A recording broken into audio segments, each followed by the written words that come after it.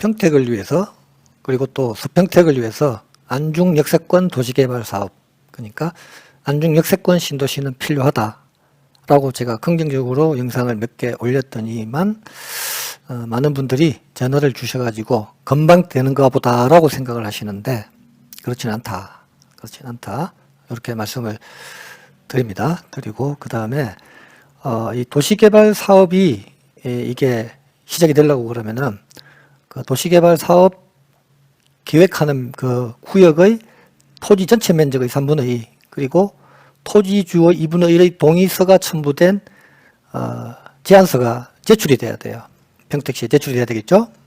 그러면은 평택시에서 얼마 전에 내놨던 안중 역세권 개발 기본 구상안이 나왔죠. 그 기본 구상안 크기에 이게 스탠다드입니다. 이게 여기에 맞춰서 승인을 해주고 안 해주고 이렇게 될 수 있습니다. 그래서 이게 도시개발 사업 제안서가 제출이 되면은 평택시에서 스탠다드로 만들어 놓은 개발계획 기본 구상안 요 기준으로 도시계획심의위원회에서 심의를 합니다. 심의를 하고 그 기준에 잘 부합을 하면은 동의해주고 부합하지 않으면은 부동의를 합니다. 부동의하면은 원위치로 돌아가요. 동의를 하게 되면은 평택시에서 그 결과를 토대로 제안서를 제출한 제안자들에게 수용하고 이게 수용됐다라고 해서 통보를 해줍니다. 통보를 해주면은 제안을 했던 추진위원회겠죠. 추진위원회에서는 개발구역은 어디서 어디까지다 뭐 이런 기타 등등 해가지고 지구지정을 요청을 하고 지구지정을 요청을 하면은 평택시에서는 지구지정을 고시를 냅니다. 고시를 내는데 여기 보시면은 우리가 화양신도시를 한번 볼게요. 그래서 그렇게 해서 지구 지정을 받은 게 화양신도시는 2008년 10월 31일입니다. 10월 31일. 그 다음에 2008년 10월 31일 날 지구 지정을 받고 2010년 10월 5일 날 개발계획을 승인받고 평택시에서 고시가 냈어요. 고시. 그 다음에 개발계획 승인고시는 언제 났느냐. 지구 지정되고 나서 2년 지나고 나서 개발계획 승인을 받았다. 그 다음에 2015년 7월 28일 실시계획 인가를 받아서 평택시에서 빙기도 고시제 2015년 135호죠. 여기 실시계획 승인을 하고 인가가 났다. 그러면은 실시계획을 우리가 받아야 득해야 실제로 공사를 할 수 있습니다. 그래서 실시계획은 지구 지정이 된 날로부터 8년, 9년, 10년, 11, 12, 13, 14, 15, 7년 걸렸습니다. 지구 지정되고 나서 7년 후에 실시계획 승인을 받았어요. 실시계획. 자, 그럼 실시계획이 뭐냐? 제가 여기 내부에서 그냥 아예 창을 만들어 놨습니다. 개발 계획을 수립한 이후에 개발 사업의 시행자라는 게 누구죠? 제안한 사람들이죠. 그러면은 안중역세권 도시개발계획 조합 추진위원회 얘기가 되는 거죠. 그래서 시행자가 작성하는 계획으로 각 부문별 공사 방법, 그 다음에 공사 진행 과정, 설계 도서, 자금 계획, 시행 기간 등 실질적인 공사 계획의 실행을 명시해서 행정기관의 승인을 받아야 한다. 그래서 그 실시계획 승인을 받은 게 지구 지정이 되고 나서부터 2015년이니까 5년, 한 7년 정도 후에 실시계획 승인을 받았습니다. 실시계획 승인을. 많이 걸렸죠? 그러면은 요게 이제 민간 도시개발 사업이니까 이렇고, 그 다음에 민간 도시개발 사업은 조합이니까 조합은 총회를 해서 또 무슨 안건이나 의견이 있으면은 거기서 의견을 하나의 결과로 도출해서 또 그 다음에 스탠스를 잡아야 되니까 공영개발보다는 아무래도 시간이 더 지체가 되는 경우가 많아요. 그러면은 공영개발 같은 경우에는 공영개발은 대체로 보면은 국가기관이나 지방정부기관에서 하는 건데, 지자체에서 하는데, 자, 공영개발의 예를 보면은 여기 제가 서울, 인천에서, 경기도에서 많이 뛰어다녀서 이 동네 좀 잘 알아요. 그래서 인천 검단 신도시 한번 봅시다. 여기 보시면은 지구 지정은 2007년 6월 28일 받았습니다. 지구 지정을. 그 다음에 2년 후에 2009년 2월 6일 날 개발계획 승인을 받았고, 2년 후에. 그 다음에 지구 지정일로부터 3년 후에 실시계획 승인을 받아서 이게 착공이 들어갈 수 있었어요. 그러면은 공영개발, 요거 시행자가 누구냐? LH입니다. LH, 그 다음에 인천시, 인천도시공사, 이런 공적기관에서, 조합원도 없는 공적기관에서 추진해서 일사천리로 밀고 나간 그 기간이 지구 지정일로부터 3년이 지나서 실시계획 승인을 받았다. 그렇습니다.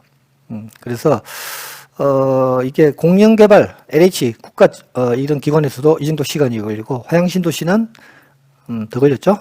더 걸렸고, 자, 하나 더 볼게요. 고덕 한번 볼게요. 고덕신도시. 고덕신도시는 2006년 9월 21일 날 지구 지정을 받았습니다. 그 다음에 2008년 5월 30일 날 개발 계획을 승인을 받았어요. 그럼 지구 지정으로부터 2년 지났죠. 2년 지나고 나서 개발 계획 승인을 받았고, 실시 계획 승인은 언제냐? 2013년 1월 4일입니다. 1월 4일. 그러면은 지구 지정이 되고 나서부터 4년, 7년 정도 지구 지정을 받고도 7년 후에 실시 계획 승인을 받아서 실질적인 도시개발 사업이 시작이 됐다. 7년입니다. 고덕신도시도. 그래서 이런 공적기관, LH가 해도 7년 정도 이렇게 지구 지정을 받아도 실제로 공사를 할 수가 있는데, 아까 말씀드린 대로 화양신도시는 2008년에 지구 지정을 받고, 그 다음에 2015년에 실시 계획을 승인을 받았고, 이것도 7년 걸려서 실시 계획 받는데, 그 다음에 실시 계획을 받았다 하더라도 기본시설 공사, 여기 화양신도시 같은 경우는 대림이죠. 대림이 실제로 이게 기반시설 착공은 21년 8월 9일 날 했으니까 시간이 한번 보자. 이러면은 10년, 20년 많이 걸렸네요. 많이 걸렸어요. 그래서 안중역세권 신도시도 이게 지금 개발행위 허가 제한 지역으로 지정이 되어 있고, 그 다음에 개발 그 계획 기본 구상안이 나와 있지만은 실질적으로 아까 말씀드린 대로 제안서를 제출을 해야 되고 도시계획 심의를 받아야 되고, 거기서 또 지구 지정을 받고 나면은 여러 가지 또 조합 설립이라든지 환지 계획이라든지 또 착공이라든지 이런 내용들이 아주 많이 있어요. 많이 있기 때문에 지금 개발 계획 기본 구상안이 나왔다고 이게 바로 지금 도시개발 사업이 되는 것도 아니고, 안중역이 개통을 한다 하더라도 바로 안중역세권 도시개발 사업이 되는 것도 아니고, 이거는 별개다. 이 사업 주체, 시행자, 그러니까 도시개발 사업 조합이죠.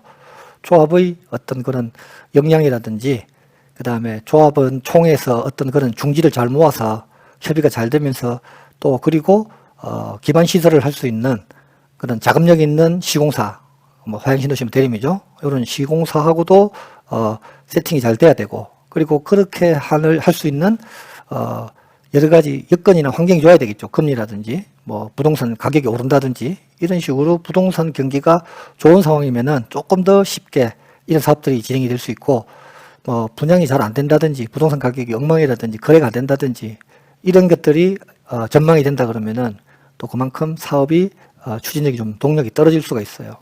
그래서 그나마 다행인 게 뭐냐면은 안중역세권은 이렇게 1단계, 2단계로 나눴다는 거죠.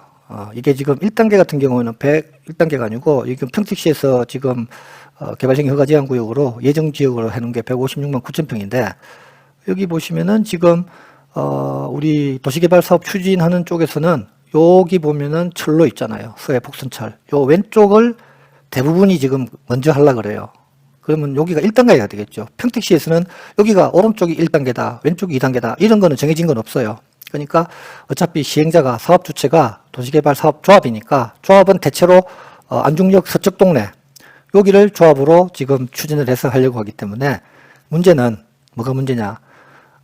이 지금 지구 지정을 된다 하더라도 만약에 추진위원회에서 이 안중역 철로의 서쪽을 사업 제안서를 넣게 되면은, 여기는 서쪽은 지구 지정을 받지만은 이 철로 오른쪽 있잖아요. 이게 황산 쪽으로, 이쪽으로는 추진하는 거는 없잖아요. 지금 추진위원회가 없기 때문에, 만약에 아까 전에 말씀드린 대로 도시개발 사업을 제안을 하면은 제안한 내용을 가지고 판단해서 지구 지정을 해주기 때문에, 왼쪽에 이게 지금 서쪽에 지구 지정을 받으면은 동시에 이게 오른쪽도 같은 안중역세권 개발행위 허가 제한 구역이지만은 동쪽에는 지구 지정이 안 된다. 왜? 한 사람이 없잖아요. 그리고 서쪽에 있는, 이쪽에 있는 사업 구역을 가지고 다 지금 하려고 하기 때문에, 만약에 설립추진위원회에서 안중역을 중심으로 서쪽으로 이렇게 해서 사업 제안서를 넣고 지구 지정을 받으면은 안중역 오른쪽의 이 부분은 지구 지정이 되지 않는다. 왜? 지구 지정을 제안한 사람이 아무도 없으니까. 그러면은 여기가 되려고 그러면 어떻게 되겠어요? 여기 철로 오른쪽으로 요만큼, 여기 누군가가 추진위원회를 만들어서 전체 토지 면적의 3분의 2, 토지주 2분의 1의 동의를 받아서 이 부분을 또 제한을 해야 되는데 여기는 제한하는 상황이 아니다. 지금 추진되는 게 없다. 그래서 지구 지정이 되면은 지구 지정을 요청한 지역만 되지 안중역세권 아까 여기 우리가 정해놓은 면적 있죠. 156만 9천 평이 전부 다 안중역세권 도시개발사업구역으로 지정이 되지는 않는다. 그렇습니다.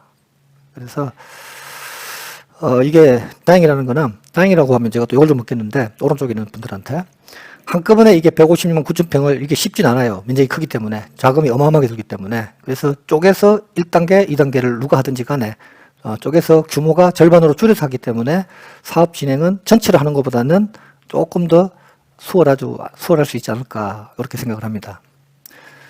자, 그래서 안중역이 개통을 한다 하더라도 평택시에서 개발계획 기본구성안을 내놨다 하더라도 개발행위 허가 제한구역으로 지정을 했다 하더라도 자동으로 지구 지정이 되지를 않고 그리고 지구 지정을 받았다 하더라도 아까 말씀드린 대로 많은 행정적 그리고 뭐 주체들의 어떤 그런 또 여러 가지 사연으로 붕어빵 굽듯이 아니면은 이 국화빵 굽듯이 금방 그렇게 구워져서 되는 건 아니다. 그래서 그 예로 화양신도시나 고덕신도시나 금단신도시나 이런 사례를 들어서 제가 한번 설명을 드렸습니다. 그래서 결론이 뭐냐? 안중역세권 신도시 개발 사업은 느긋하게 기다려야 되는 거지 금방 이렇게 신도시가 만들어져서 이렇게 되지는 않는다. 요거를 오늘 제가 말씀을 드리겠습니다.